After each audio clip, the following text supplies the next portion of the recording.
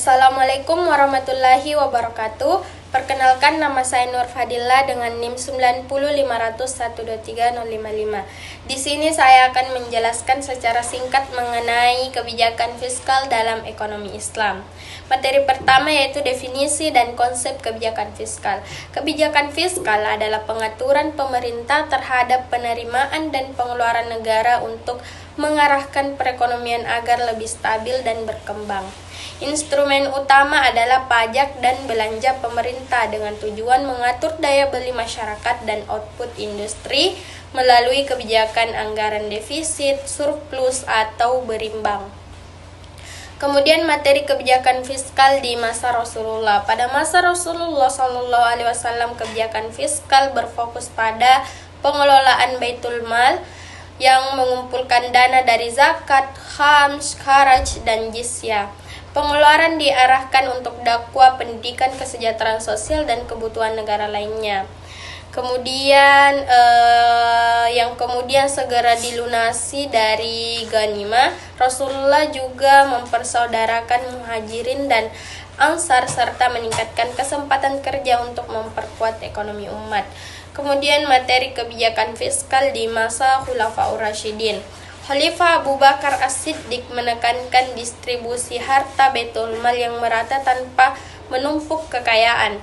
Khalifah Umar bin Khattab menyimpan cadangan dana untuk kebutuhan darurat dan memisahkan pengelolaan Baitul Mal dari campur tangan gubernur serta mengklasifikasikan pendapatan negara menjadi zakat, khams, kharaj, dan lain-lain.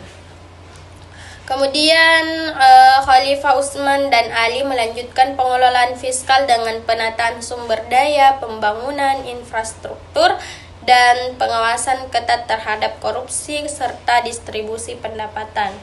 Kemudian kebijakan fiskal dalam perekonomian Islam. Perekonomian Islam, kebijakan fiskal Islam meniti beratkan pada fungsi alokasi, distribusi, dan stabilisasi dengan landasan nilai keadilan dan etika syariah. Pajak dipungut secara proporsional sesuai produktivitas pengeluaran zakat. Kemudian instrumen fiskal meliputi zakat, kharaj, usur, jizyah, dan lain-lain yang bertujuan pemerataan kekayaan dan pengentasan kemiskinan. Kemudian materi kebijakan fiskal dalam aliran ekonomi modern. Dalam ekonomi modern, kebijakan fiskal digunakan sebagai alat utama untuk mengatur permintaan agregat dan menstabilkan perekonomian, terutama dalam aliran Keynes yang mendorong pengeluaran publik dan pengeluaran pajak saat resesi. Kebijakan ini menekankan efisiensi pengalokasian serta sumber daya dan pertumbuhan ekonomi.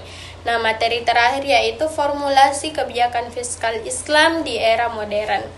Kebijakan fiskal Islam modern mengadaptasikan prinsip syariah dengan menekankan keadilan, keseimbangan, dan instrumen zakat seperti zakat, wakaf, jizyah, dan instrumen khas seperti zakat, wakaf, kharaj, dan jizyah tetap digunakan dengan pengelolaan yang memanfaatkan teknologi digital untuk efisiensi dan transparansi. Sistem ini menolak bunga dan utang berbunga, menekankan pemerataan kekayaan, serta mengintegrasikan nilai spiritual dalam pengelolaan fiskal negara.